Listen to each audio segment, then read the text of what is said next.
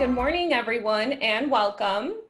My name is Elisa Slazinska, and I work for the City of Chicago Department of Business Affairs and Consumer Protection, BACP. I'd like to welcome you to the BACP Business Education Workshop webinar series. We have adapted our regular business education workshops at City Hall into these webinars for further notice. And on behalf of Commissioner Rosa Escarino, I want to inform you that business licenses can be processed online where applicable by visiting chicagobusinessdirect.org. And as I go through the information and resources, I will type them in the chat box so you'll be able to reference them there as well. And if you're part of the Business Startup Certificate Program, you can get credit for joining this webinar by sending an email to bacpoutreach@cityofchicago.org. If you want to learn more about the program, please visit chicago.gov/business workshops. The City of Chicago has entered Phase 4, gradually resume, part of the city's Be Safe Chicago framework. To help guide your business and employees during Phase 4, please visit chicago.gov/reopening. Also, BACP and the City of Chicago's Office of Emergency Management and Communications created Shy Biz Alerts. These are emergency alerts that are meant for the business community. If you are interested, you can sign up by visiting chicago.gov/ShyBizAlerts. Finally, we are hosting our first ever remote expo next Thursday, July 16th, beginning at 10 a.m. You can register for the expo by visiting shysmallbizexpo.com.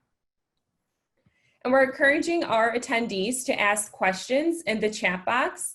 There will be a Q&A session at the end of the presentation. So please use the chat box on the right side and make sure you are asking questions to all panelists just so I and the presenter can see the question. And with that, today's webinar will be Fund Your Startup in a Real Business, presented by SCORE Chicago. Jeff? Or first, Hannah, I'm sorry. Thank you so much, Elisa, the Chicago BACP team, and everybody else for joining in.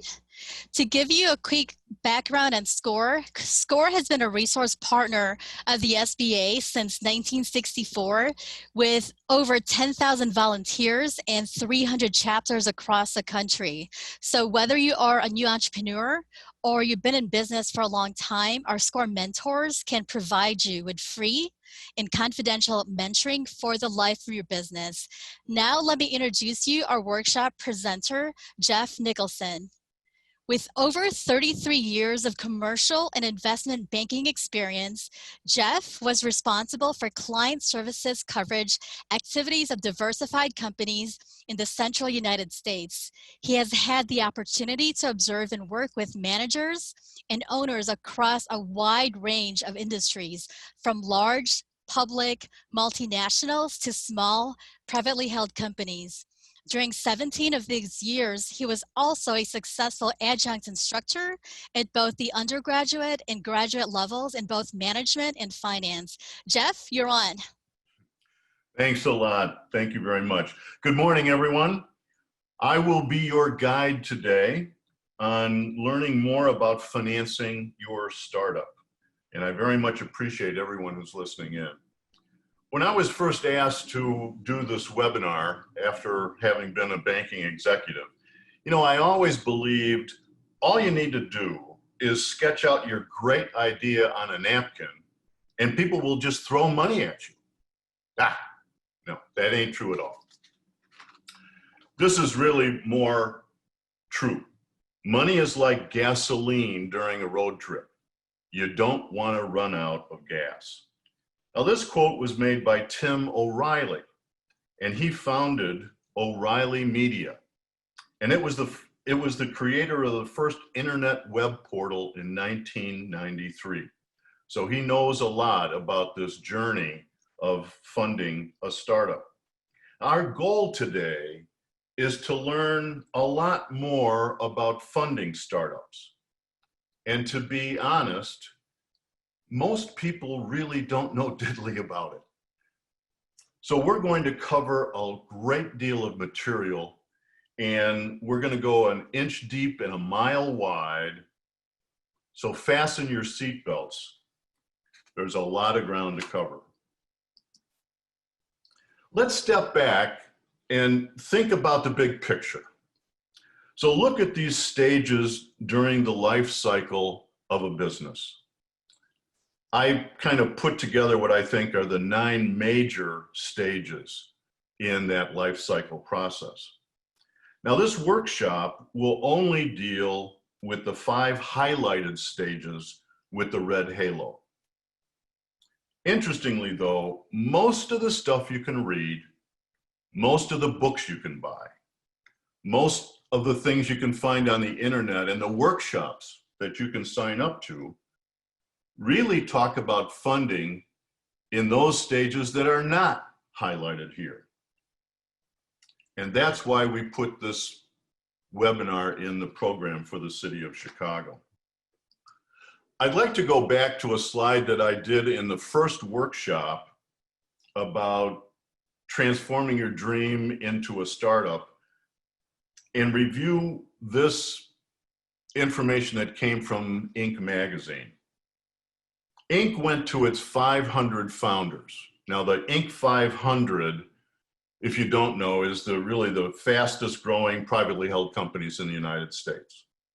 So they went to those founders in this survey and said, think back to your first year in business and tell us what was your biggest mistake or your biggest challenge. And as you can see, 45% of the respondents said shortage of capital was number 1. Now take a look at the second one. It's a distant second at 16%. So if you take a look at the experience of successful businesses, they've said that the number 1 challenge and probably the number 1 reason for startup failures is a shortage of capital. And that's, again, why this webinar is part of the program. Now, the SBA, which looks at small businesses all the time, they basically say that the average cost of starting a business is somewhere in the neighborhood of $30,000. And most will be able to be launched with well under $100,000 in funding. Now, a sound business plan, and you hopefully heard that about business planning in the last webinar, includes specific financial projections that include total startup costs. It's interesting that really estimating startup costs is as much about sales forecasting as it is about expense projections. Investors and lenders will want to know specifically where their funds will be used in the business before they commit money. But as you think about this quest for funding, you really need to begin with yourself. No one else is going to invest in your business if you are not willing to invest in your business. And what we call that is bootstrapping. That's where you're using your own savings in order to get things started.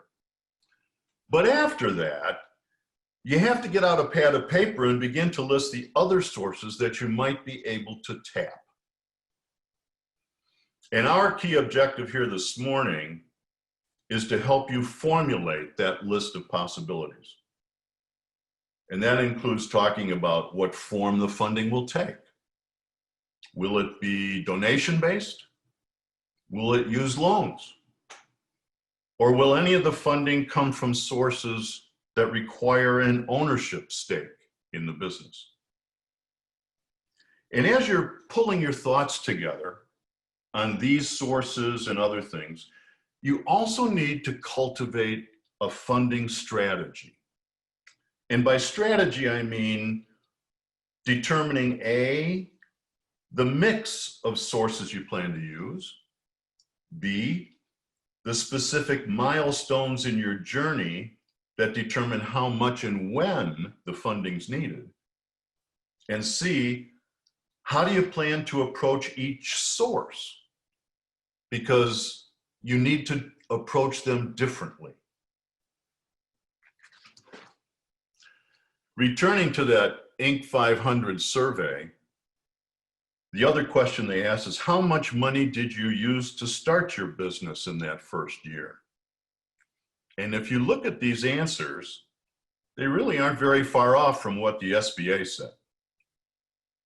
Only 18% replied $50,000 or more to get started. And well over half said less than 10,000. Well, if that's the kind of money that people need, where did they go to get it? Well, they asked about sources, and here's the result of that from the Inc. 500. 71% of those founding businesses got their startup cash from personal savings, from bootstrapping. But notice that the second largest source was family and friends. And we will talk about that in detail today. You can also add together the personal and home equity loans, and that represents 25%. But bear in mind that that is putting your personal assets at risk. That isn't loans to the business. Those are loans to the founders. 9% came from angel funding, and we will talk about angels. But there's no mention of bank loans on this pie chart, are there? And SBA guaranteed loans were only 3% of the total. Now, with that as background, how should you get started on this journey? Well, I think you need to get started by trying to answer these two questions very simply. How much money is needed, and how will it be used? You might be sitting there and saying to yourself, okay, well, tell me more about startup costs. What are startup costs?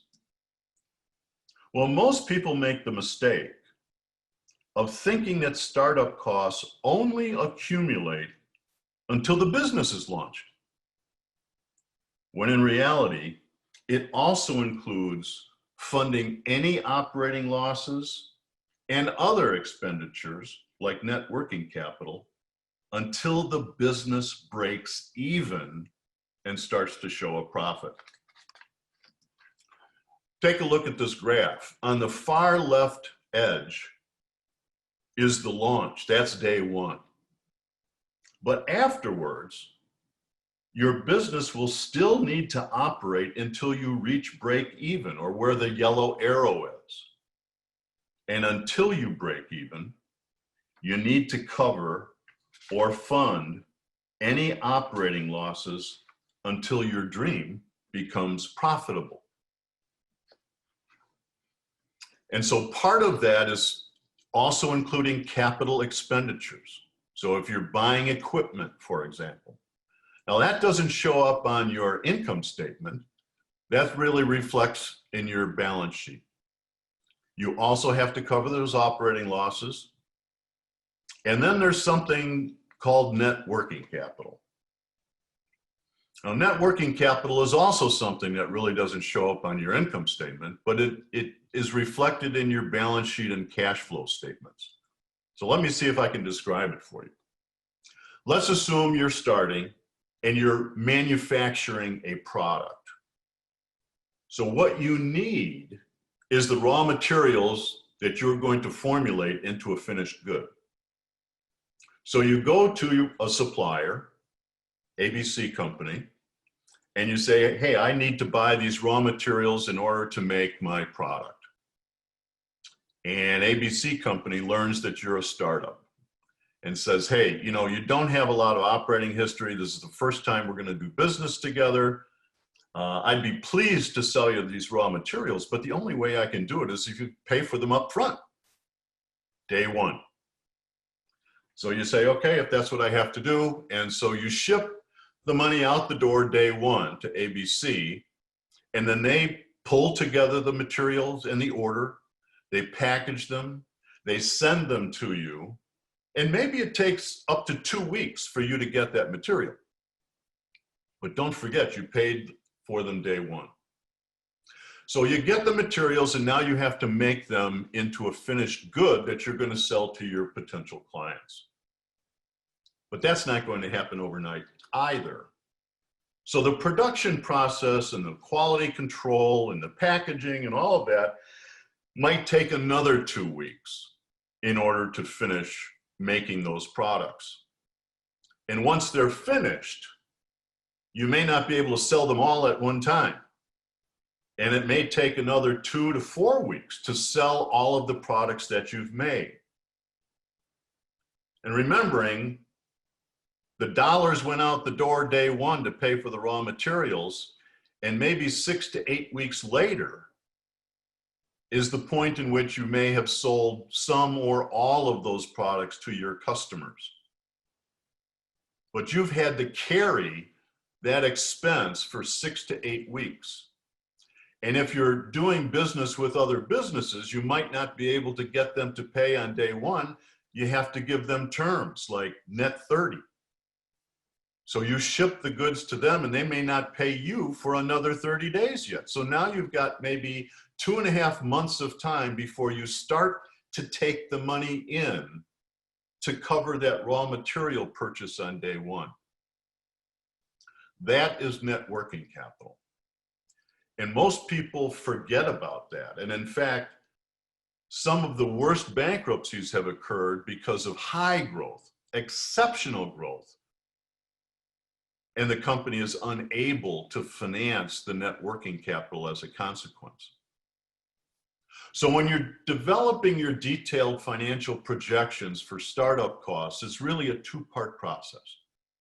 You've got those one-time startup costs like the legal expense to incorporate your business, to register it with the state and the county, maybe get your website going, get your business cards printed. All of those one-time startup costs are part of the picture. But then you've also got those monthly operating expenses and the operating losses that might occur. And it's certainly not uncommon for a business to take 6 months to a year to break even after you launch. And that is really the whole startup process. The last point here is a very interesting one, because if your business is designed to also finance your household, then you have to add your personal living expenses to startup costs. Obviously, if there's someone else in the household that's earning income that will pay for all the living expenses, then you don't have to worry about it. But it's something to always keep in mind.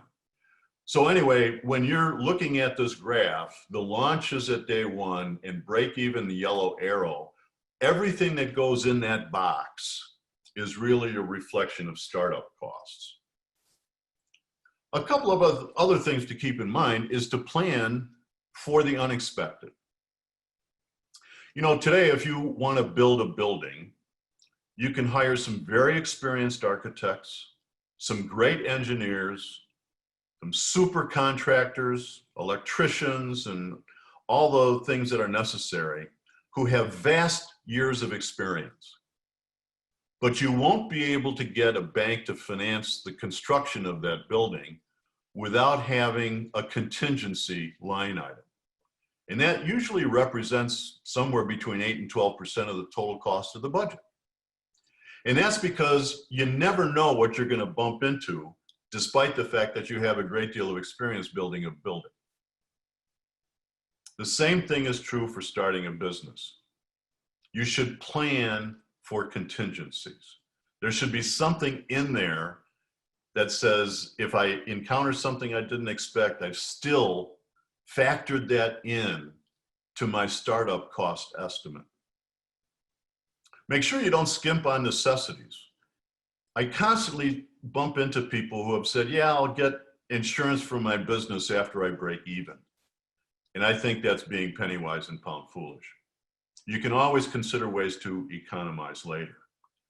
But another key thing is to get a reality check or two. I mean, SCORE mentors are great in being able to take a look at your profile of startup costs and all the assumptions that go behind the numbers. They can challenge you. They can talk to you about other experiences that help you think through things that you might have missed, or to give you a more realistic view of something that you were trying to estimate yourself. And it's not a bad idea to get several other individuals to take a look at your plan.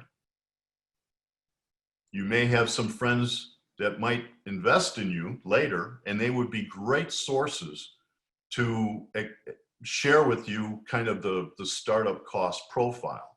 And we'll talk about a little bit of that later. But the final charge to you is if you don't have enough cash to start your business right, wait until you do. Don't forget, 45% of the Inc. 500 said that shortage of capital was their biggest mistake or biggest challenge. And I believe it's one of the biggest reasons for startup failures. Now write this down. www.5minuteclasses, all one word, .com. Go to that website and look for a YouTube video, how to calculate startup costs. It's a great video.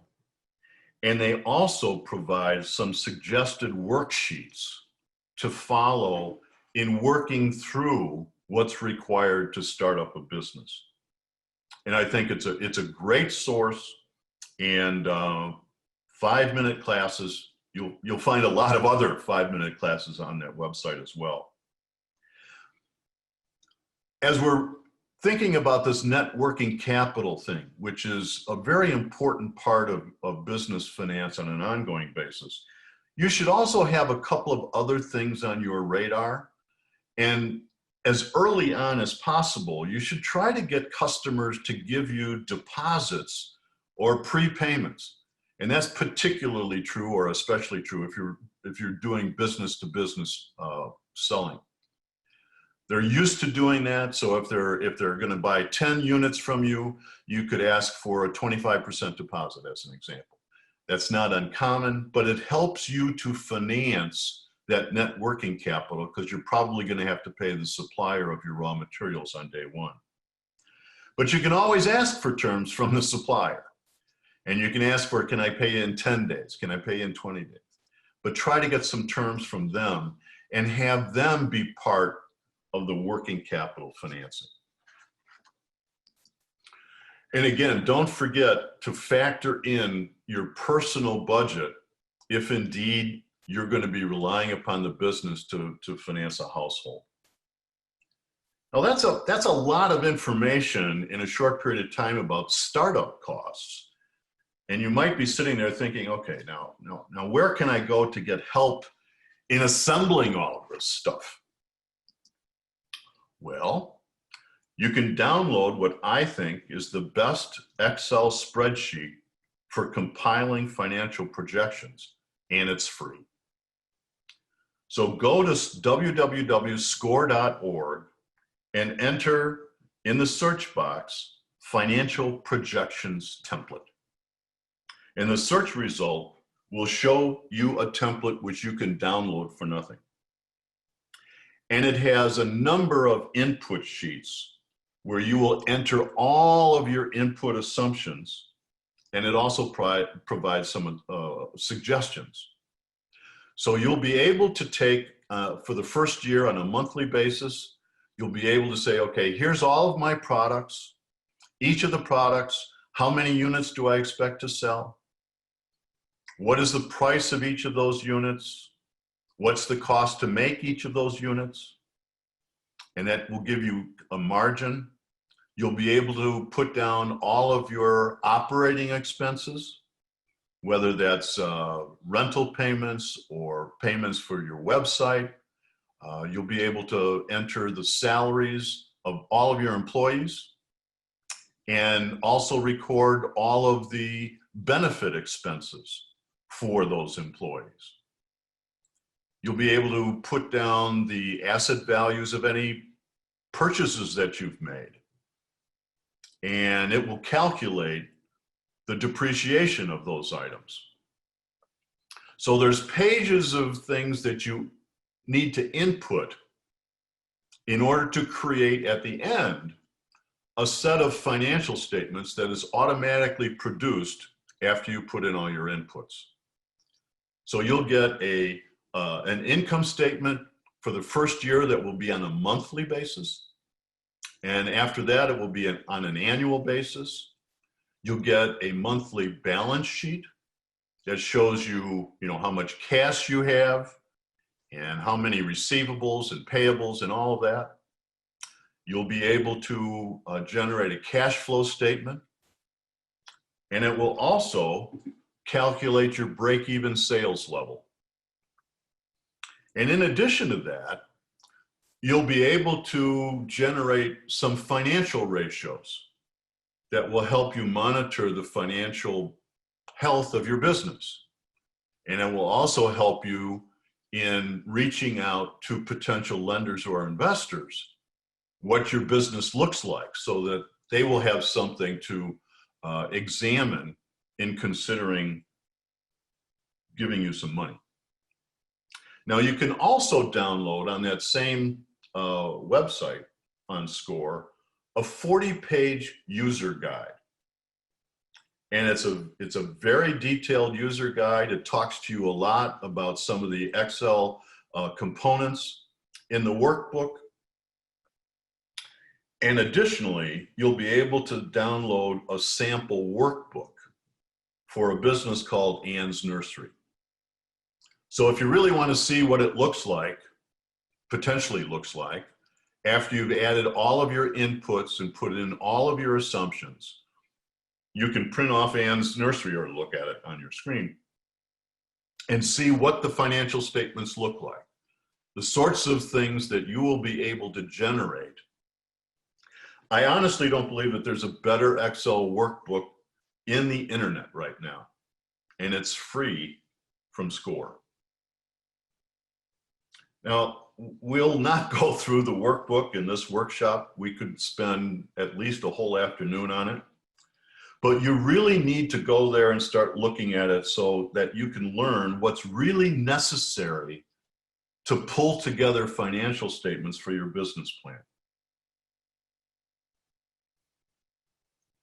Now let's just switch gears for a minute. The likelihood that your startup will get financed by a bank is slim to none. Now that may surprise you, but it's true. In over 30 years of banking, I only financed one startup. And it was a business that was in the healthcare sector, imaging equipment, and they were providing leases to place imaging equipment in hospitals. And they needed $1 million to start.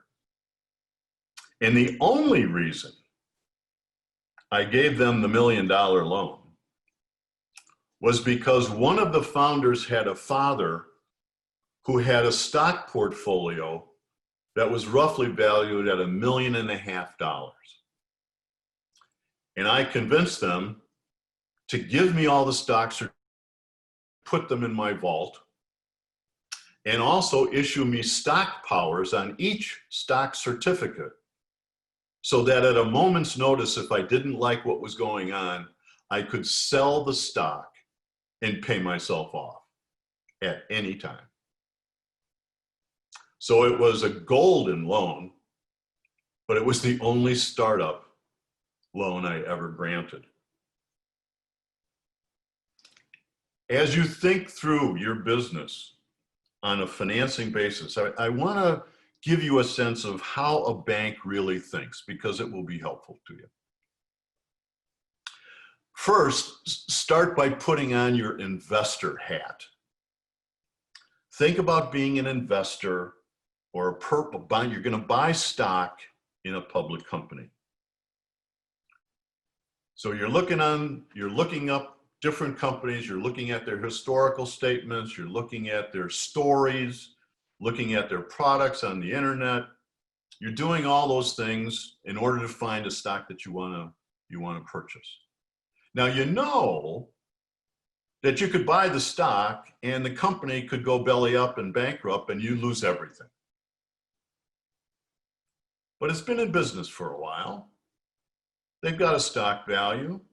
There's some analysts tracking them. And the reason that you buy it is that you hope that you can participate in the company's upside going forward.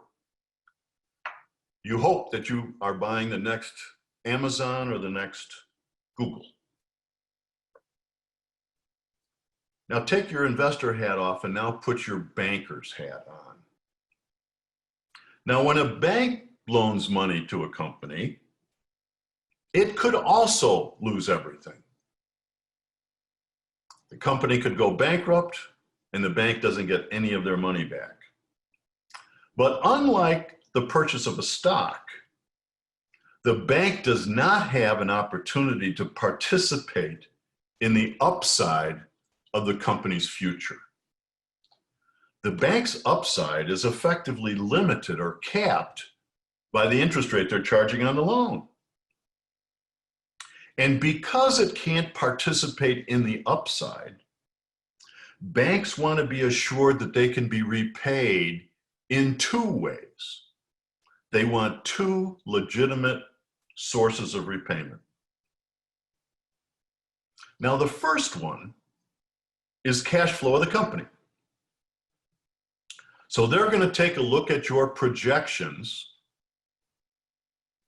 the ones that you've used the SCORE template for, and they're going to try to judge whether or not those are realistic.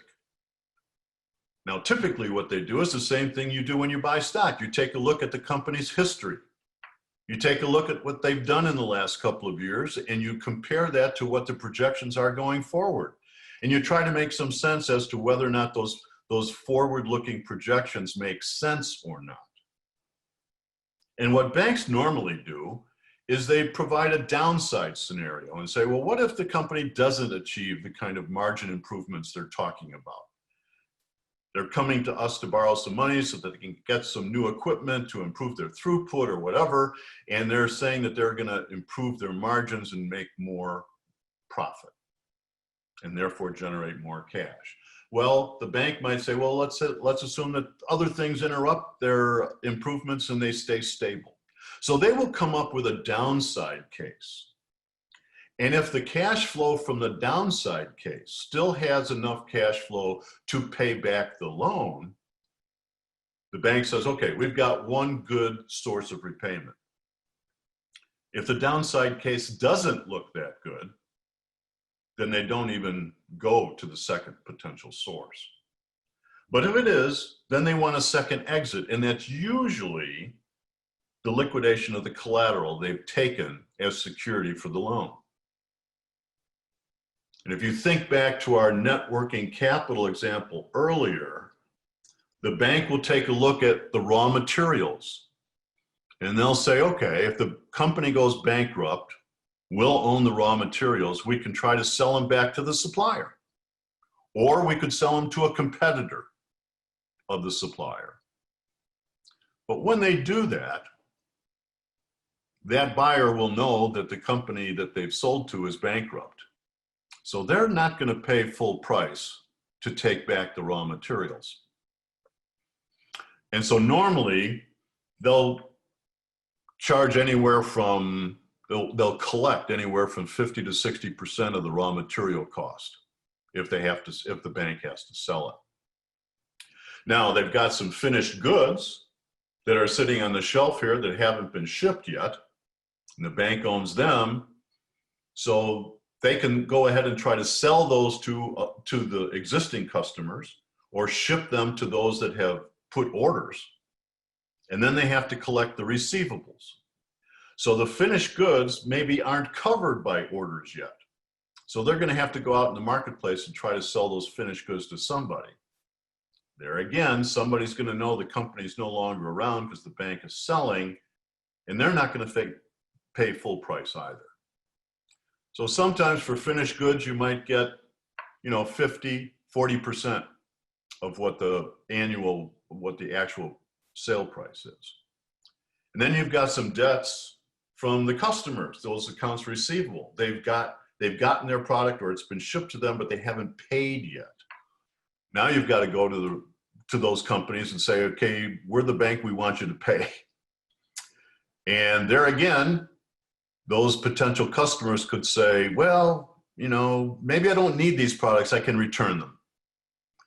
And so they're going to negotiate the price down. And usually you'll get anywhere from 70 to 80 cents on the dollar for those receivables. And the same thing is true of the equipment. You're going to have an auction to sell equipment. You're going to have an auction probably to sell the real estate. And under those circumstances, you're never going to get the full value. It's going to be haircut.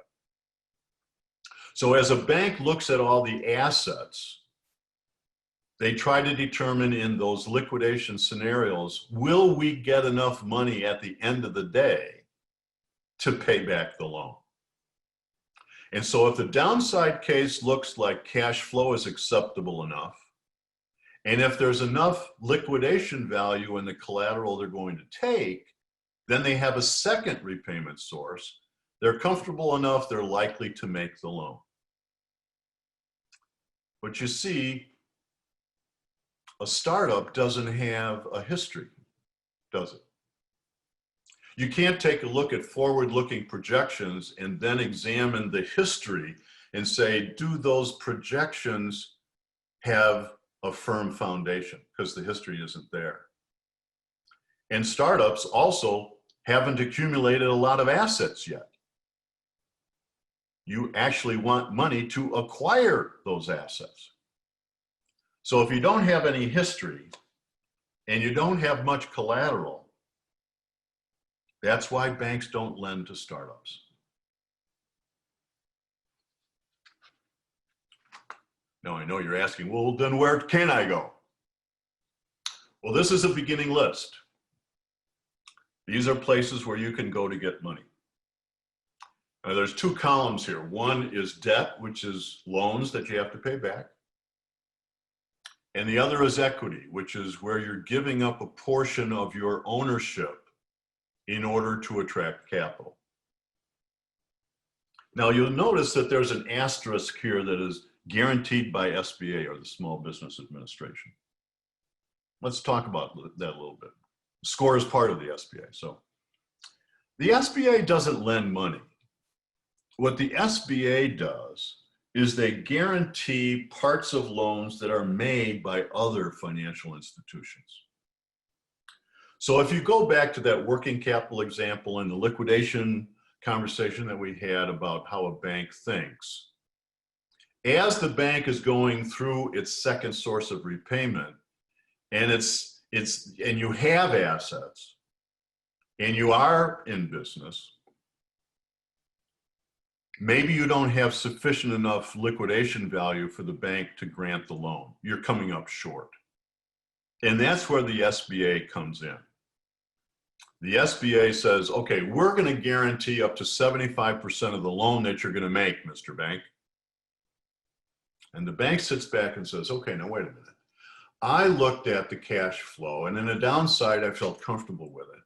But I only thought that I had half our loan covered if we had to sell the assets in a liquidation. So I have 50% coverage of my loan, and that's not enough. But with the SBA guarantee of 75%, now I've got coverage of my loan of about 125%. So I've got a cushion. I feel good about that. So that's the role that the SBA plays with small businesses. They guarantee loans made by banks and credit unions. But these are the categories of sources of capital. Now let's jump into it a little bit. I know, this is a very busy slide. I put this together during the last recession because there were a number of clients in Chicago who didn't feel that they were getting access to conventional bank financing. If you think back to the period between 2008 and 2012, banks were not lending money, and certainly not lending to small businesses. Many were not even lending to big businesses. So these Chicago businesses were saying, hey, my bank is not renewing my loan. I'm going to another bank and they're refusing to lend me any money. Where can I go if I can't go to a bank? Well, this was what I put together. And if you notice, there's not a single bank on this list. Now we're going to focus on those clouds that are highlighted in grayish blue. Those are the ones that have potential applicability to startups. The other clouds are typically applicable to companies that have been in business for some period of time. And in general, you got to be in business 1 to 2 years in order to access some of these other sources. Now, for example, alternative lending. Those are internet platforms. And I've listed only the ones that consider lending to stable and consistent sales related companies. And they're looking for stable revenue each month for about 4 to 6 months minimum. Now, in order to get monthly sales stable and predictable, it may take you 1 or 2 years to get that.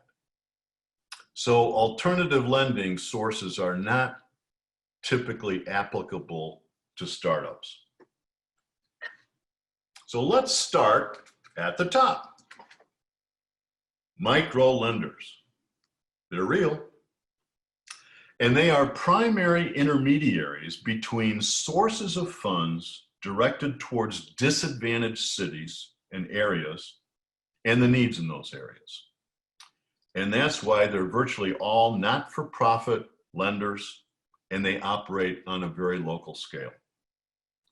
Now, the Community Reinvestment Act, or CRA, requires banks to lend to disadvantaged areas.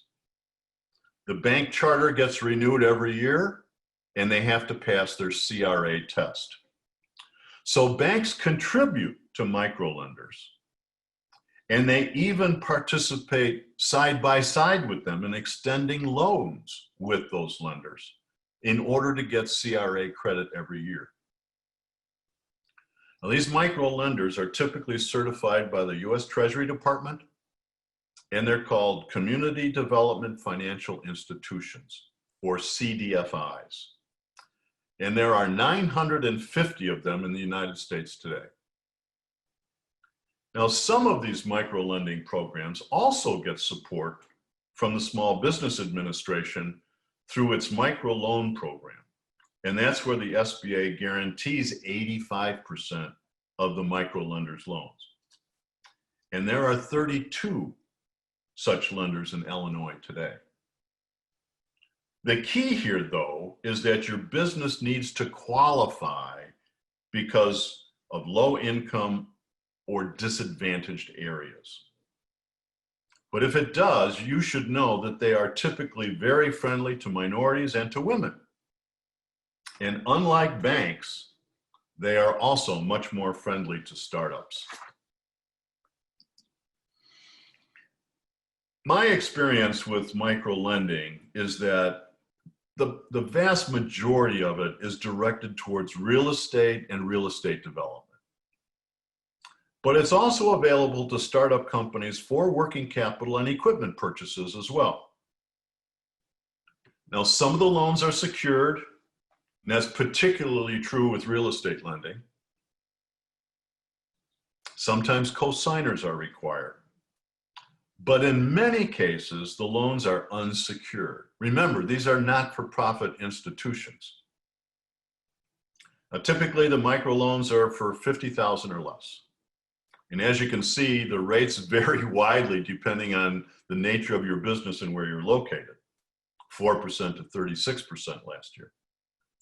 And those that are guaranteed by the SBA, those loans averaged last year just under $15,000 with a rate of 7.5%.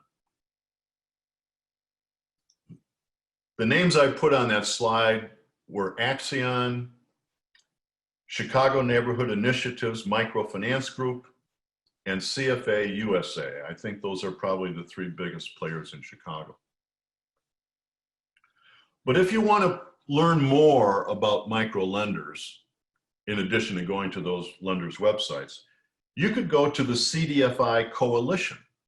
That's the trade association whose mission is to promote micro lending institutions across the country. And so they have a lot of information there that's useful. And you can also go to the Opportunity Finance Network, OFN.org.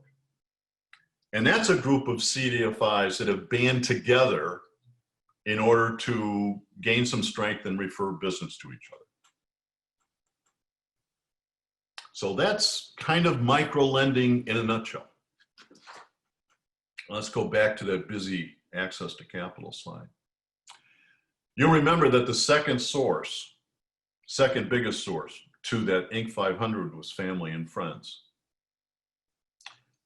Believe it or not, family and friends invest between $50 and $75 billion annually in US startups. That's 2 to 3 times the money invested annually by angel investors. Now, one of the things that you will get as a participant in this webinar as a follow-up from the City of Chicago is a 5-page lending guide for family and friends. It was put together by a very bright banker. Well, I won't say it was me. But it's a good tool, and you will get a copy of it to review as you're thinking about your funding process.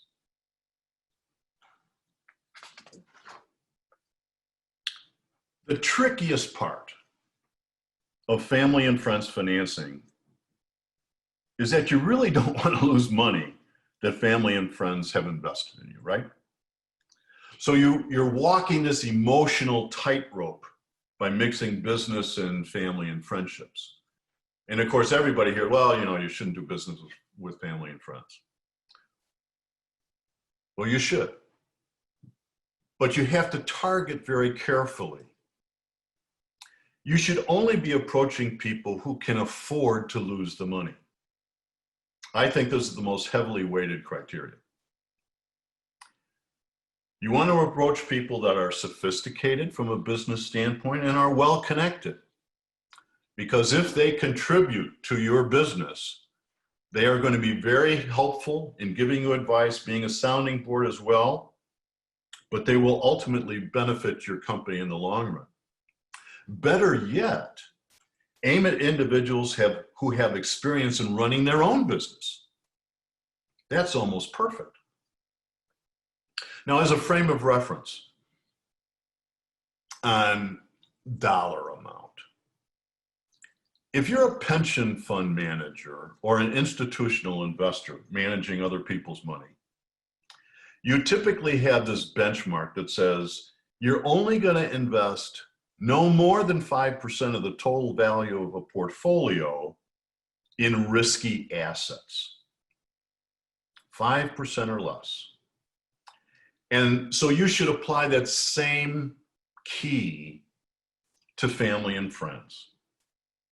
You should only ask them to share a small portion of their net worth.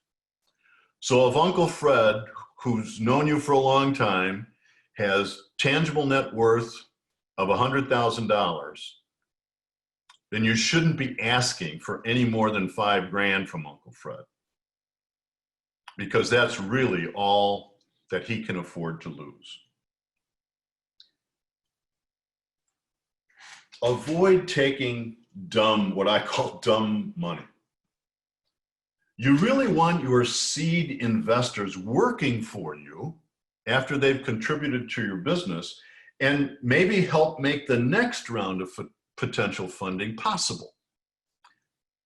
Don't press for money from someone who's uncertain, because they're going to be the first to complain when things get rocky. You want to avoid potential drama and stress. You're going to have enough of that without those people in your back pocket. But once you have a target, I think the first thing you need to do is to build a relationship first. And by that I mean, go to them with your business plan and ask them for their reaction to what you're trying to launch. Don't ask for any money. Just kind of go through the plan. Give them your concept, your idea. Talk about the validation of your business concept and the likelihood that there's a real market out there for your product or service. Share with them your financial projections. Talk to Uncle Fred about the assumptions behind them and get his reaction. Get his input. It's so much easier then to go back to Uncle Fred after you've built this relationship around your business plan and then ask for money. You should also think about milestones that could be used for triggering events. This allows for a series of smaller funding requests and continued communication during the process. So instead of asking Uncle Fred for $5,000 up front, maybe you only need $1,000 until you reach the next milestone. And then you can go back to Uncle Fred after you've reached that milestone successfully and then ask for some more. Most capital raised from family members and friends really takes the form of loans, but it doesn't always. Sometimes it's equity. And that family and friends financing guide that you're going to get after the workshop will go into detail in distinguishing between those two choices as you move forward. Now, even though you're very confident of success, I'm assuming you have to be honest about the risks that you face. So you got to put your cards on the table. Don't make promises you can't keep just to get someone to open their checkbook. That's a fool's errand. Be sure to demonstrate passion and the due diligence that you followed in putting your plan together. Having a great idea is one thing, but proving that your idea is viable is quite another. And you really should have learned that in the business planning webinar. So be upbeat and respectful, and remember that nothing kills someone's optimism and desire to contribute greater than having a negative or an arrogant attitude. It's really best practice to send periodic updates to your backers. Be honest about what's going on, what's going well, what could be going better. You may need to come back to them for money, so you want to keep this dialogue going. Remember, no lender, no investor likes surprises. So endeavor to alert each supporter of any suspicions to changes in your expectation. Always telegraph that in advance. It's always better to say this might happen and have it not happen than not to say it and have it blow up in your face. That's how you begin to manage that relationship with family and friends. And if you follow the approach correctly, you'll find, like the Inc. 500, that there's lots of access to family and friends financing out there if you approach the right people in the right way. Now, I talked about milestones. I kind of put this slide together to just list some milestones that every business will follow. Now, this is not necessarily just for funding purposes. You also can think about this in terms of your business plan itself. This is kind of a linear progression of the things that you're going to have to achieve as you go to reach that break-even level, which is the last milestone. So proof of concept, of course, is that you've determined that the product or service is technically feasible. Key partnerships is an interesting one for funding purposes, because let's assume that you've secured a production resource, or you've inked a deal with a potential distributor, or you've hired a marketing company to work for you. Those are key partnership milestones. And that will tell a potential family and friend investor or lender that you're moving forward on the key components to your business plan. Obviously, proof of market is that there's actually a segment of people that are interested in your product or service. You may get that from surveys. You could get that from a focus group result, but that's where you can go to your family and friends associate and say, here's some proof of market experience that will be helpful for you to understand. Prototype is another key one. The minimum viable product of the MVP is really a low-cost, saleable version of the product that you're going to make, but it really has only the basic features and functionality. And it's often called an alpha product. But it's tangible. You can touch it, you can open it up, you can look at it. It's great for marketing, it's great for your business, and it's also great for investors or lenders because you can gauge their reaction to what you're producing. And then there's the other typical, having your first sale, reaching a certain number of customers. These are all milestones that could be used as triggers to going back and asking for more of the money that you need to move forward. And sometimes doing it a little bit at a time is better than doing it all at one time. Anyway, that's family and friends, and I think you'll find that funding guide that you'll get by email is going to be very helpful as well. Back to the busy slide. We're now going to go to donation funding. Donation funding is a subset of crowdfunding. And what is crowdfunding? It's raising money through the collective efforts of individuals and institutions that are coordinated through an internet platform. And obviously, those are the biggest players today on that slide. But any money raised through donation funding doesn't have to be paid back. It's a gift. Donation funding has helped launch 1 million businesses since it began.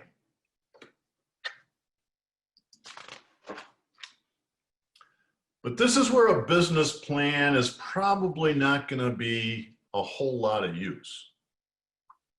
These platforms attract donors that are interested in projects.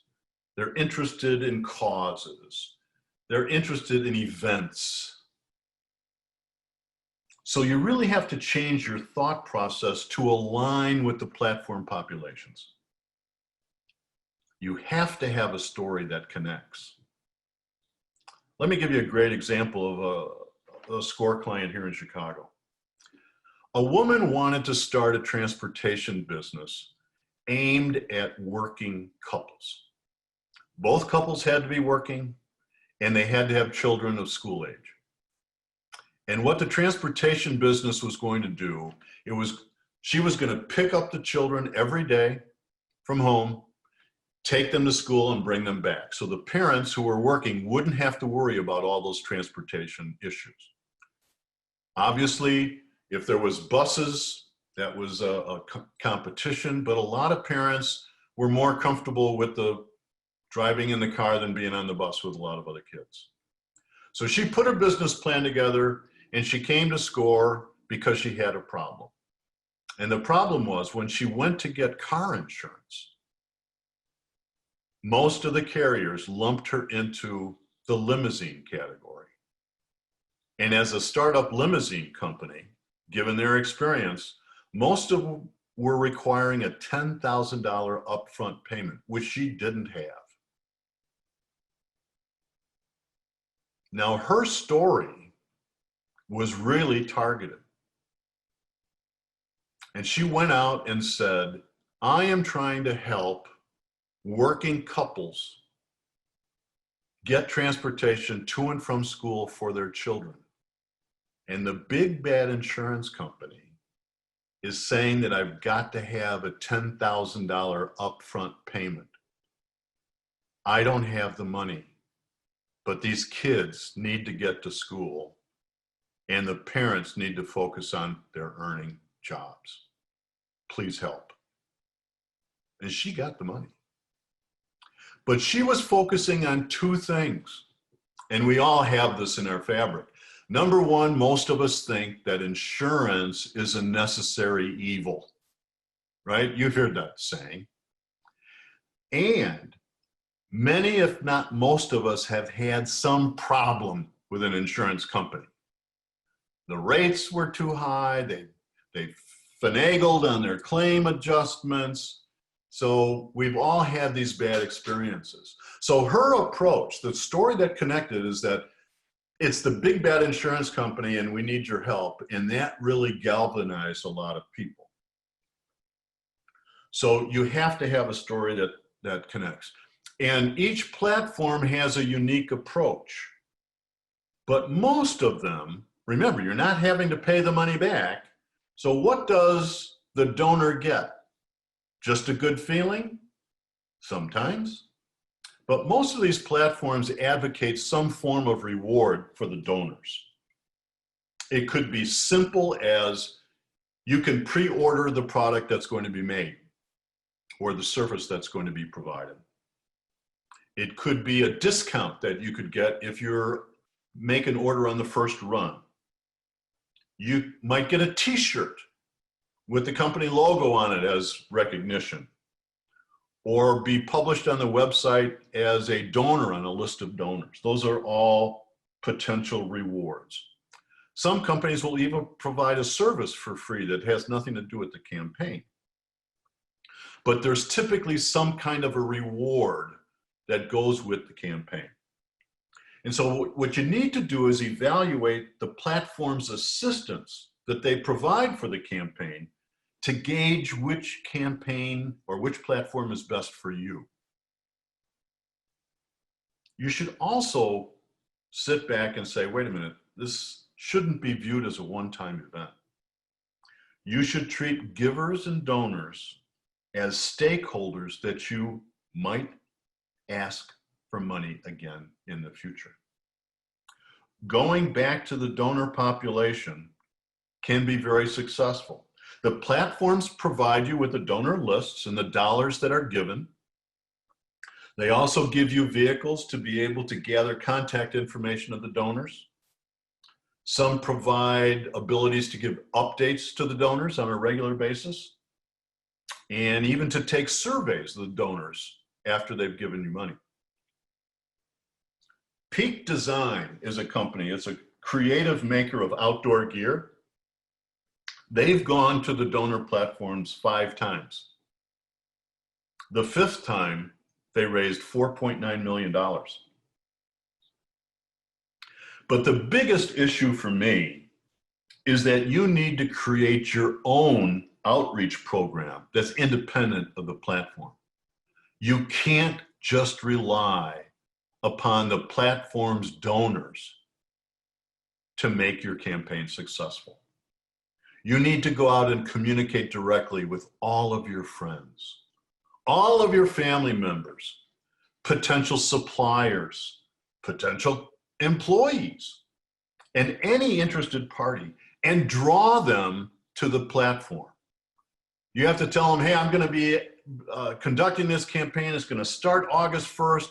I want you to go to the website, take a look at my campaign, and see if you can join the group of people that is going to support launching this cause. And going out and doing your own outreach is a critical path to success in my judgment. Let's talk about what the donation funding looks like in a snapshot. I don't know if any of you have actually contributed to a cause. A lot of people have. But there's 2 kinds of programs. One is a fixed which is you set a target for what you want to raise, but if you don't meet or exceed your target, you don't get $1. But if you reach or exceed, you're going to pay a 4 to 5% fee to the platform. A flexible program is one that you set a target, but if you don't get it, you can keep whatever you do raise. But usually the fees for that double. And I think the reasoning there is fairly simple. The platform is trying to allocate its resources and time to match up with the amount of money that you want to raise. And so they've set a price for what they think that will require, including a margin for themselves. But if you don't raise that money, they're not going to make that margin. And so they're going to increase the price accordingly. Now, each pledge creates a financial transaction. So there's processing costs on the platform for taking in those donations. And there are banks that will charge fees if debits are used or other types of charge cards. And you're going to be responsible for those processing fees. You know, it's really interesting that the all or nothing, the fixed campaigns, get fully funded at twice the rate of the flexible ones. And I think, I'm not sure why, but I think the reason is that you know it's all or nothing. So if you know you're going to be putting in a lot of time and effort, and there's the prospect that you're not going to get anything, you're going to go out and reach those people that you need to draw to the platform to make it work. If it's flexible, then you are a little more comfortable, a little more complacent perhaps. The fully funded success rate of crowdfunding is only 50%. But 75% of all kinds of campaigns exceed their goal. The average campaign raises between 25 and 30 grand. And the campaign lasts about 9 weeks. And the average pledge is under $100.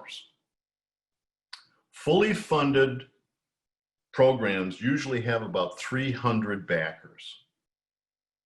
The average number of backers for that average 25 to 30,000 is about 47 people. The biggest raise ever was $20.3 million on Kickstarter in 2015. Pebble Technologies was promoting a new smartwatch.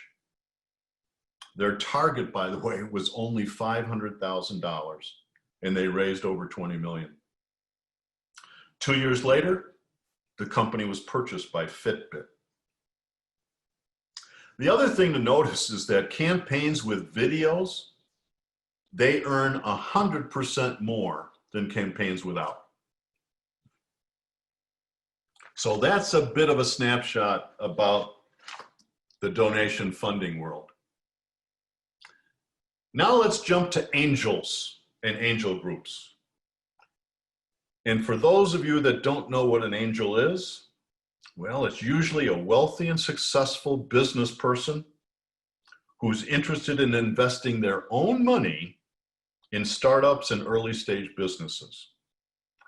Sometimes they work alone, and sometimes they are part of a group.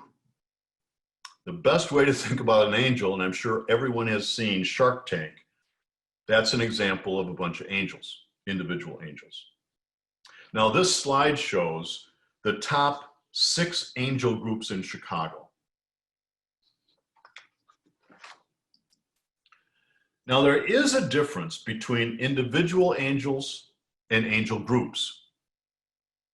Angel groups are much more formal, and they often anticipate their investments are going to be part of the next unicorn or a big initial public offering. They see their seed capital as the first of 4 funding stages in a rapidly growing business. Angels are typically much more interested in ownership than in debt. And if debt is provided, it's normally convertible into equity at some future date. But they're not interested in running your day-to-day business. They want you to do that. So they're routinely satisfied with taking only a minority ownership position. And the vast majority provide advisory and mentoring support, either as a group. They can outsource people in your industry through their group, and that's always a good mentoring opportunity. But 1 out of 3, certainly 1 out of 3 groups are interested in taking a board position to participate and watch key decisions made.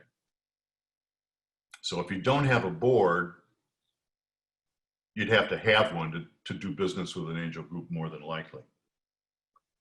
Now, angels have a shorter time horizon than other potential investors. They're in that 2 to 5 year time frame. And they want either a full or partial exit in that time frame to recoup their investment in the return.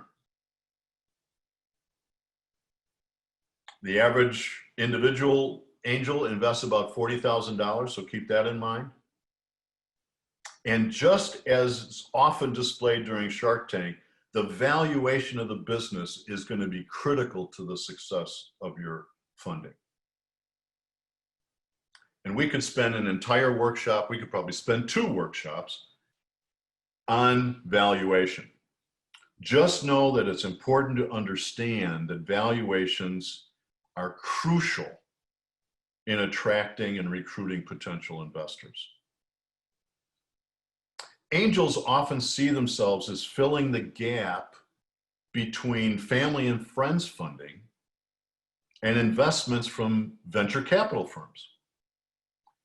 In fact, I've found that more and more angel groups are looking for evidence that an entrepreneur has raised money from family and friends before they even consider the investment. I mean, their position is obvious, and that is, if family and friends who know you best aren't willing to contribute to you, why should we, who don't even know you? Now, I believe that there's a much greater chance of landing an individual angel investor if your business plan is not targeting a near-term IPO. So if you're looking for patient investment capital to support your startup, if you're looking for mentoring support, and that your time horizon is 7 to 10 years, angel investors are a much better match. But if you have an ambitious plan and you have an aggressive business outlook, then this is the list of things that need to be in place in order to attract the attention and the capital from an angel group. Your product or service is already developed, or it's at least right on the edge of completion. You've got to be that far along. They love it when you have existing customers, or if you have confirmed orders for what you're planning to produce.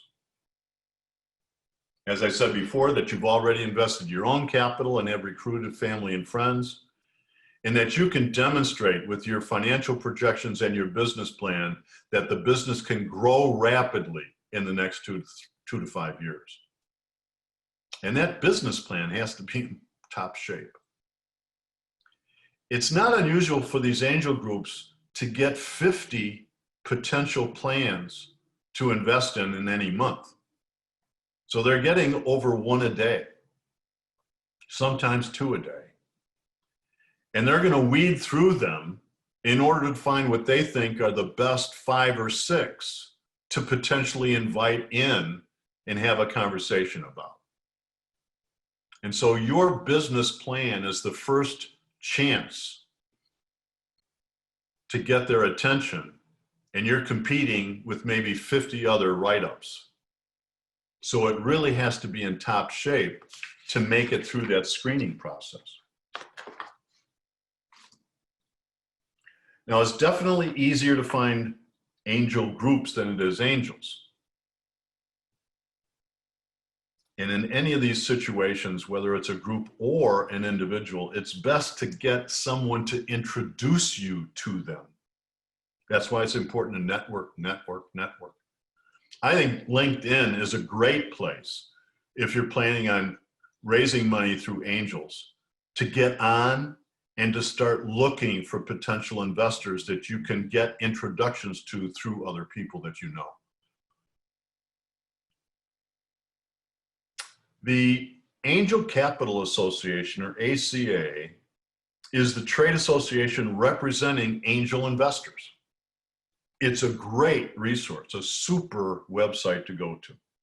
You'll find lots of studies. You'll see an accumulation of statistics and characteristics of angels investors and lots of white papers that you can read to get more acquainted with the environment. Angel Co. is also a great website to go to. You know, you'll find that you can recruit individuals from their website strictly for startups. You could even post to work for a startup company on this website. But if you go to this specific address, you'll find a long list of individual angel investors in North America that you can start to screen and look at. And finally, the Angel Investment Network is the largest crowdfunding platform in the angel world. They boast almost 250,000 investors across 80 countries. So going to Angel Investment Network and they also have lots of things to read on their website that might be of interest in getting more acquainted with the angel world. Now that's about it at this point. Let me just say that all these financing pieces may seem to be very confusing in trying to pull them all together. And I acknowledge that. But what you're going to get after this webinar is a picture of how startup funding works. It's not something that represents very well at all on PowerPoint, so I couldn't put it up. But you'll get it in the mail as a follow-up. And it brings together all these pieces when it comes to complex funding stages from beginning to end. And you'll be able to see how family and friends investments change over the course of the life of the business, and then incorporate the angels and the venture capital numbers and all of that. You'll get to see how that all folds together.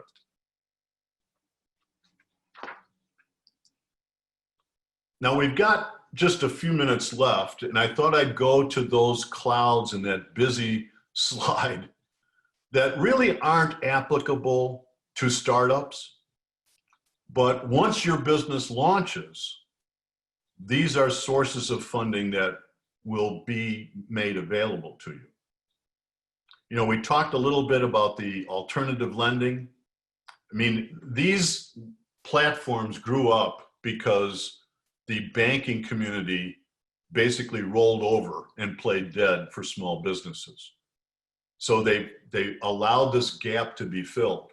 And what's really interesting, if you take a look at the situation, back then, small business loans were being approved at a below 20% rate, whereas these alternative investors were approving loans at over a 65% rate. If you got approval from a bank as a small business, it took at least 2 to 3 weeks to close and get your money. With alternative lending platforms, you get the money in 3 or 4 days. So these programs came up, these platforms came up, and On Deck, by the way, is a public company. It's big. But in order to understand what they do is they take money out of your account every day to pay back the loan. And it's usually, you get the money up front, it's for 6 months, they claim they don't charge you an interest rate. That's why they're looking for consistent sales, because they want to take money out of your account every day to pay themselves back. And if you calculate, as I did, what the imputed interest rate is of the loan, it's between 38 and 48% annually. That seems like mafia rates, doesn't it? But it's interesting that millennials are using alternative lending more than anybody else. The big mistake is if you're using a 6-month loan to buy inventory that's going to take you a year to work off. That's a mismatch. But a millennial will take a look and say, hey, I've got a chance to make a big order to a new customer, but I don't have enough working capital and enough cash to buy the inventory to fulfill the order. But I know that I can get it if I sign them up. And it'll take me a month to get the product made and shipped in the next month. So I'll be able to collect from the company in 2 months. And I'll be able to pay back the 6-month loan in it easily. And if you do the math, I might not get my 30% profit margin, but I'll get 15. And if I can get a 15% profit margin and add a new big customer to my business profile, that's a positive. I'm a baby boomer, and I couldn't imagine paying 38% imputed rate for any kind of loan. But the millennials look at it differently. Crowd lending is another platform, and this is more conventional lending, where you're going to get a term loan, for example, and pay it back over a 5-year period on a set schedule. And those interest rates are competitive with bank lending. But there again, you've got these funding platforms that I've listed that have all sorts of donors out there that are looking to deploy their capital in businesses that are looking for lending. And they want to know where you're going to spend the money. They want to know about your history. And so once you get to the 1 or 2 year time frame in your business after it's launched and you have some operating history, crowdfunding can be another resource. And there again, the approvals are quicker and the funding is much quicker. Equipment finance. If you're buying equipment, oftentimes the manufacturer can give you a lease, and that's very important because leasing is 100% financing. You don't have to put a down payment down usually. And so you start by looking at the manufacturer and see if they'll lease the equipment to you. There again, you probably have to have some history in order to get that manufacturer leasing arm to do that business, but that's another possibility. And if you look in the middle there, that Lendio and Fundera.com, those are 2 platforms in which you can register your company for free. And through them, you can get access to players in those 4 clouds. So while I've given you the list, there are other players as well. And so I don't have a business, so I couldn't register at Lendio. But those are 2 platforms that you can go to, register your business, and they can give you access to these others. And then, of course, the last one is equity crowdfunding. Those are the big ones today. That's where you are really selling part of your business ownership to an internet platform. But here again, you're looking for a much longer track record in order to attract any interest from EquityNet or CircleUp. You go to their website and you'll see that they talk about startups, but they don't provide any money to startups for equity capital. Well, there you go. You know, I want to remind you that our purpose here today was to learn a little bit more about funding your startup business. And I hope we accomplished that. If nothing else, I hope that I made you think. I want to thank you again for signing on, and I can stick around for any and all questions. Thanks again. Thank you, Jeff, so much. That was extremely informative, lots of information. So let me go through a few questions that came in during the presentation. First question is, if I want a business loan for $3 million and need to come up with 20%, do I need 2 loans, one for the 20% and the original loan?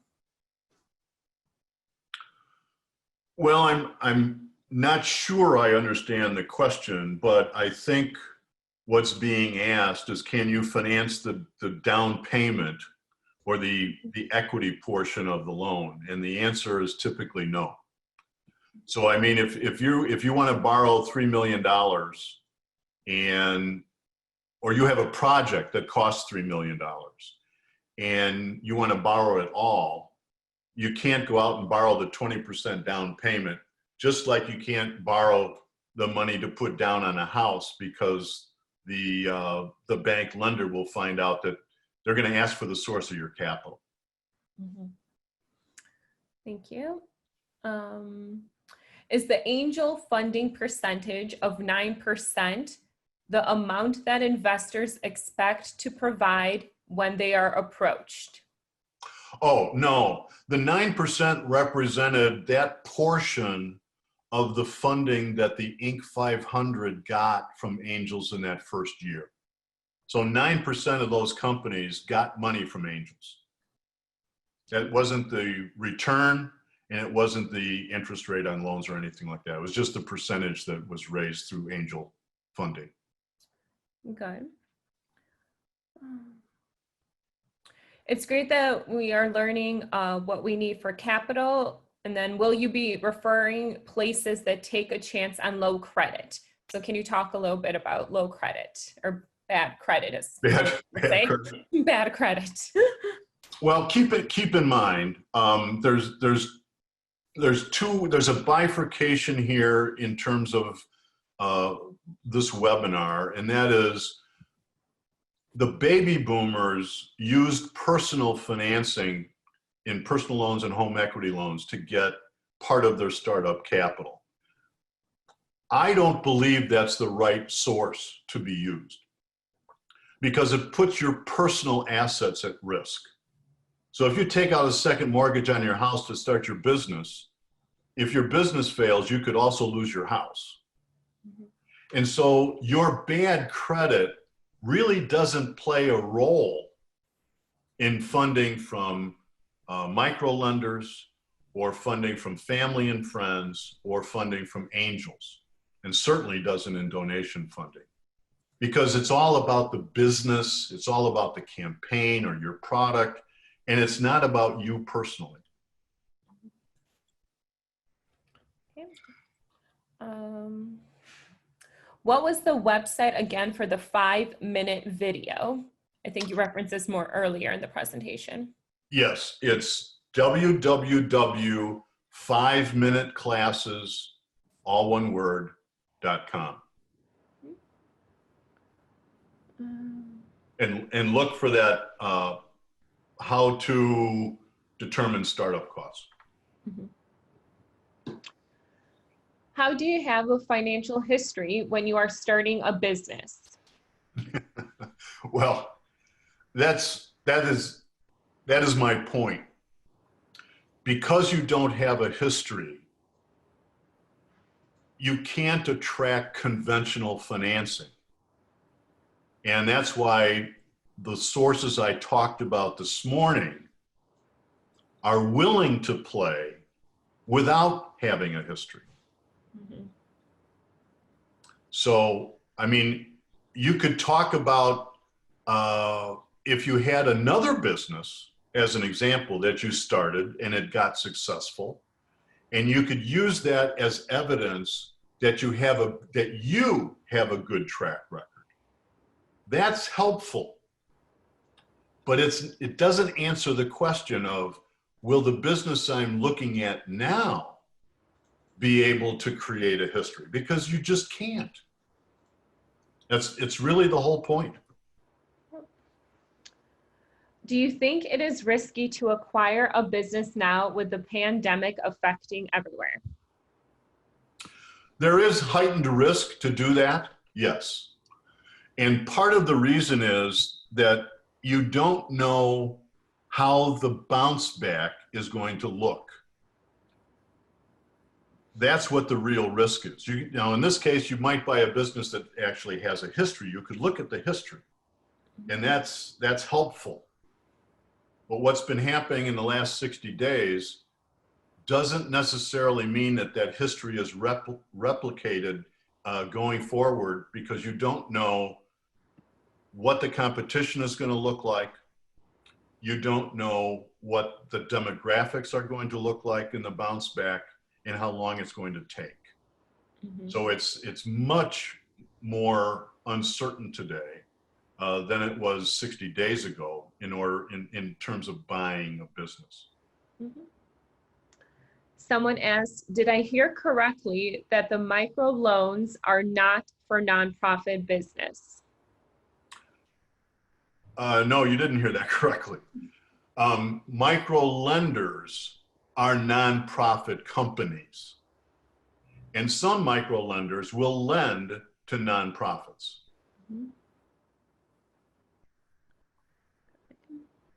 Mhm. Just really quickly, a couple people were asking about reaching out to SCORE. So SCORE does offer free and confidential mentoring sessions.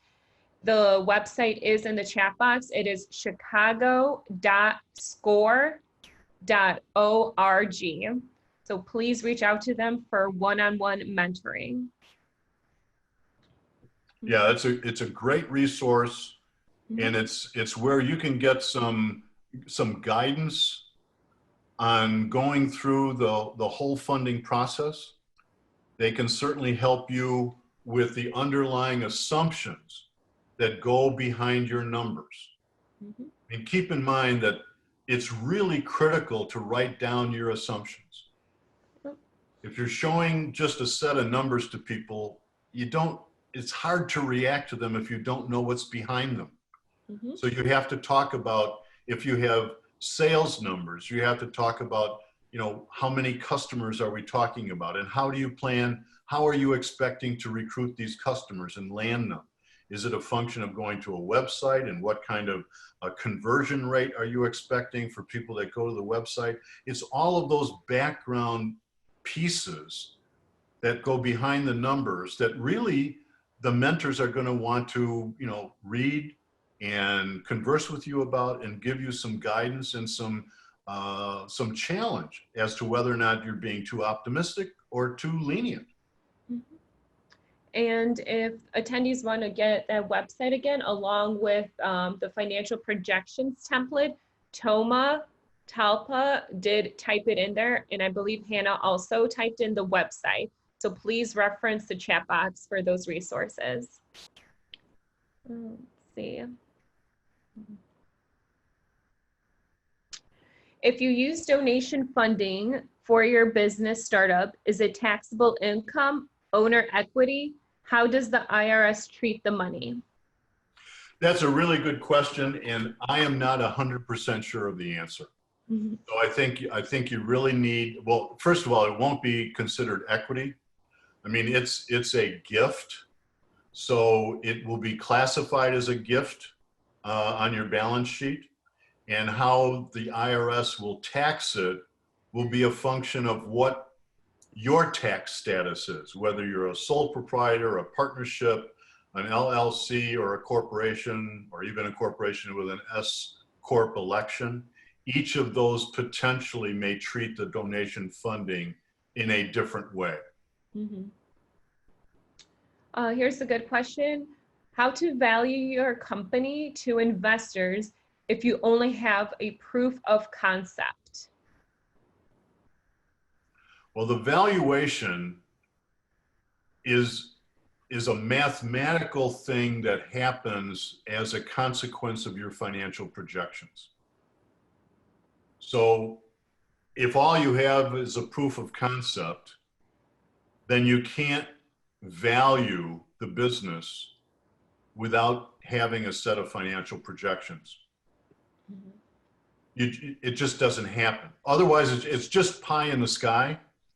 And if you've watched Shark Tank, you'll see that those situations where someone comes without the numbers and tries to come up with a valuation, they shoot those people down right away. Mhm. So you have to go beyond proof of concept in order to put those financial projections together. And along the same topic, we just acquired a couple of patents on our invention. And how much do I value that patent? Well, that's a good question. Um, there are accounting firms out there that will be able to provide assistance on what the value of the patent is to put on your balance sheet. That you're gonna, sometimes they don't amortize, other times they do. I forget what the rules are. But there's a process that you go through in order to come up with the valuation of a patent, and there's some flexibility to it, but there's some traveled ways in which that occurs, and usually you have to get an audit firm to take a look at that, or a CPA firm to take a look at that in order to get that dollar amount put on your balance sheet. Mm-hmm. Next question, either for you or for Hannah. You spoke about being introduced to an angel investor. Does SCORE do that? Well, first of all, there are a couple of SCORE mentors that I know have actually been angel investors. I don't know if they still are. And some of them do know some angel group members. I don't know who, but what we might be able to do is to make a reference if we can find 3 potential referral sources. I mean, it's not really proper for us to refer only one. But if a mentor does any amount of homework, they could identify some and potentially make an introduction to an angel investor on behalf of their mentoring client. Mm-hmm. This person asks, starting a business, what are some loans available to help with funding? I mean, aside from the ones I've talked about, I mean, you can go and see a lot of stuff that talks about grants, and there are grants out there to do things. It's a very convoluted process and very awkward to work through. I think the micro lenders are the best first stop if you're looking for institutions. But I'm a big advocate in going to family and friends. I mean, you may not know the people that you are actually connected with that have some business prowess and may have an interest in providing some funding. Mm-hmm. Elisa, there's also business credit cards that small businesses, especially startups, can take advantage of.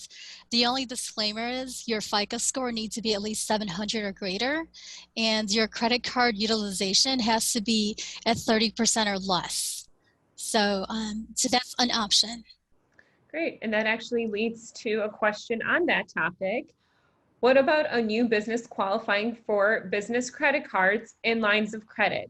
Any advice on establishing that business credit and using it to finance startup costs? Well, American Express and I think there's a few other large institutions that do provide credit cards for early stage businesses.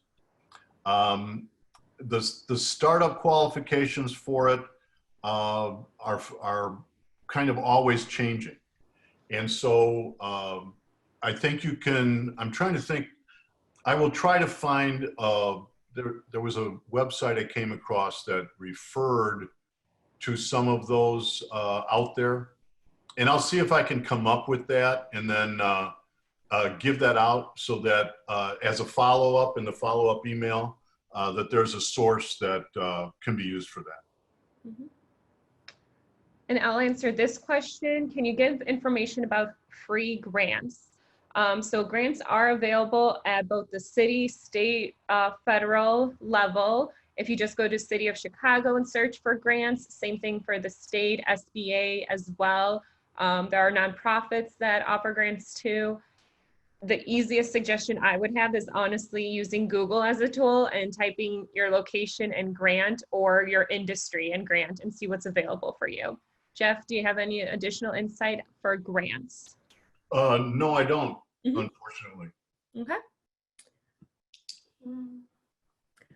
Next question, would it be better to get financing to purchase property for a startup, or should you start out renting the property first? My quick answer is rental. Mhm. Because the purchase requires a loan from some kind of an institution. And the institution is going to base their primary source of repayment on cash flow. And you don't have any cash flow for the property yet. Mhm. So while the collateral value is probably going to be fine with the lending institution, you're not going to have a cash flow to demonstrate. So getting a loan to support the purchase as a startup is rather awkward. Now, you could maybe get someone to co-sign who has some collateral that they could pledge, or has some net worth that is very tangible and large that the bank would rely upon. But making a purchase for a startup is difficult to do, and you're just compounding the risk for yourself and your business. Because if you're renting and you go out of business, the landlord is going to probably chase you for the rest of the rent, but he can always re-rent the property and maybe let you off. But if you buy the property and your business fails, you're still stuck with the property, and you're still stuck with the loan to the property. And you really don't want to run out of gas in that situation. And I do also want to mention, before you sign any lease, please come to BACP. We have zoning consultants to make sure that whatever business you are considering at a property is part of the zoning for that area. We've heard it many a times that someone signed a lease and turns out they can't have a daycare or a restaurant or a certain, liquor store, even more so. So please first check with the City of Chicago zoning before signing any leases. That's an excellent point. Mm-hmm. Let's see. This is industry specific. Any advice for restaurant startups or loan resources? Well, restaurants are really a very local thing. Mm-hmm. And that's where I think donation funding can be particularly useful, because you can reach out to the people in your jurisdiction and attract them to the donation campaign. You're in their neighborhood. You're providing an incremental service that might be desirable. And this is a way you can galvanize your customer base at the time before you even launch the business. So it's kind of an accelerator, if you will, of getting the word out. Great. I believe we have time for one more question. Getting leases on equipment, is that wise when you are going to use the equipment long term? Well, the answer is yes. On occasion, the life of the equipment, may need replacement at some point in time, and then you might consider repurchasing. But the real benefit of leasing is that you finance 100% of the purchase price. And as a consequence, you don't have to come up with any down payment. So if you're leasing a piece of equipment that's $25,000, normally you couldn't get a loan on it for more than 75% of the value. So you've got to come up with the 25% down payment that isn't going to be financed. But if you lease it, you get the lease for $25,000 purchase price. Good. Well, for any other individual questions, industry specific questions, once again, please reach out to SCORE. The mentors are there for that one-on-one counseling. That's what they're there for. They want to help you. So please reach out. Once again, the website is chicago.score.org. I believe that wraps it up for us. Jeff, as always, thank you so much for the wealth of information. It's a great way to start our Friday, so thank you. You're very welcome. Great. Any last words from you or Hannah, if you want to round out something more about SCORE's services, by all means. Excellent job, Jeff. Thank And you. as Elisa said, please go to chicago.score.org. Not only can you get free and confidential business mentoring, but there's also other resources there. We've got live webinars and other recordings and blogs that could really help you start and grow your business. Thanks so much for joining in, everybody. Thank you.